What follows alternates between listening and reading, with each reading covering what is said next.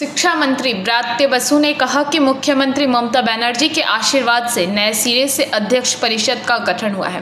वे शिक्षा में सुधार के लिए काम करेंगे। इसके साथ ही उन्होंने नौकरी खो चुके शिक्षकों के बारे में भी सरकार के विचार रखे। साथ ही उन्होंने कहा कि ओबीसी आरक्षण पर उच्चतम स्तर पर चर्चा हो रही है। समस्या का यथाशीघ्र समाधान कर दिया जाएगा। আচার্যের কাছে তারা গেছিলেন, তিনি জানিয়েছেন কোনো পথ নেই, রাজ্য সরকার ভুল বোঝাচ্ছে, আইনে আর কোনো পথ নেই। আজ অভিজিৎ গাঙ্গুলির বাড়ি, আপনি কিভাবে দেখছেন? তাহলে রিভিউ পিটিশন বলে কোনো কথা নেই? তাহলে এরপর যে রিভিউ পিটিশনে কি ফলাফল হবে তার কোনো মানে নেই। পরীক্ষা হবে, মানে পরীক্ষাটাকেও কি তারা বাতিল করতে চাইছেন? পরীক্ষা যদি নতুন পরীক্ষা যদি দিয়ে তারা যদি আবার তাদের নেওয়ার অবকাশ হয়, সেটাকেও কি মামলা করে আবার কেউ কেউ বন্ধ করতে চান? আমি মনে করি আইনি পথে আমরা শেষ বিন্দু অবধি লড়াই করব। মুখ্যমন্ত্রী আমাদের নির্দেশ দিয়েছেন। ফলে এখনই এই ধরনের নেতিবাচক ভাবার বা নেতিবাচক কথা বলার, যে নেতিবাচকতা অনেক দিন ধরেই ওদের মাথায় ঢোকানো হচ্ছে, হ্যাঁ, সেটা আমি বলবো যে সেটাকে না, এই যে জটিলতা, আইনি জটিলতা হয়েছে তার জন্য ফাঁকা থাকবে, আমার এটা একদম মনে হয় না। বলুন কি বলছি। আর কয়েকদিন বাকি রয়ে গেছে, বলে দেওয়া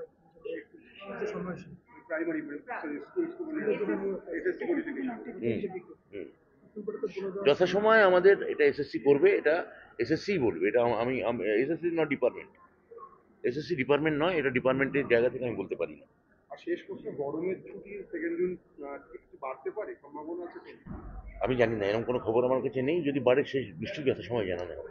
তৃণমূল নেতা ব্রাত্য বসুর কাছে আমার একটা প্রশ্ন, সেটা হচ্ছে আপনি যে সাংগঠনিক জেলার অন্তর্গত, সেখানে একটা দুটো জটিলতা দেখা যাচ্ছে। একটা বড় জটিলতা হচ্ছে যে জয়ন্ত সিং, যিনি জেলে রয়েছেন, তার বাড়ি ভাঙতে কোনো উল্লেখ নেই। একটা দল আমাকে আবার আবার মানে এটার সঙ্গে আমি যতদূর জানি 2-2.5 শিক্ষক আছে, আরও 2,000-2,500 শিক্ষক আছেন যারা আমায় কোনো চিঠি দেননি, যারা সম্পূর্ণভাবে সরকারের সঙ্গে সহযোগিতা করতে আগ্রহী। আরও কিছু লোক আছে যারা কোনো আন্দোলনই নেই, তারা মূলত সরকারের উপর ভরসা রাখছেন এবং আইনি লড়াইয়ের দিকে তাকিয়ে আছে। তাহলে একটা অংশ এটা নিয়ে আন্দোলন করতে চাইছেন। আমরা কিন্তু এই তিন পক্ষের ওপরই আমরা সহানুভূতিশীল। যারা আমার কথা বলতে দিন, তাহলে যাদের ছেড়ে দিন, না তাহলে আটকান ওদের। উনি নতুন বলে আমি সে দায় নিতে পারি না। তো এই তিন পক্ষের প্রতি কিন্তু আমরা সহানুভূতিশীল। চিঠিতে উল্লেখ নেই কেন বসতে চেয়েছেন, ফলে আমি তো একাধিকবার বসেছি।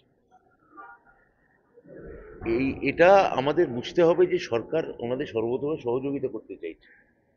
যদি ব্যুরো রিপোর্ট, PBTV নিউজ।